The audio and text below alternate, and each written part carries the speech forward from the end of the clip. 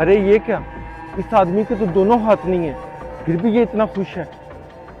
मेरे पास तो सब कुछ है, फिर भी मैं खुदकुशी करने जा रहा था। नहीं नहीं, मुझे अल्लाह का शुक्र अदा करना चाहिए।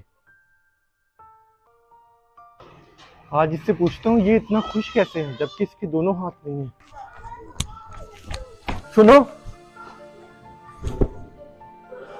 आज तुम्हारी वजह से मैं मरने से बच गया। मैं वहां ऊपर से कूदकर खुदकुशी करने वाला था। क्या मतलब भाई? अरे भाई, तुम्हारे तो दोनों हाथ नहीं है, फिर भी तुम इतना खुश हो। मैं तो एक कंप्लीट इंसान हूँ, फिर भी मैं ऊपर से मरने वाला था। और जाओ जाओ भाई, ऊपर से कूद के जाके मरो। तुम्हें क्या लगता है मैं खुश हूँ? क्या मतलब? मुझे तो खारिश हो रही थी इसलिए मैं नाच रहा था। जरा खारिश करना। no, no.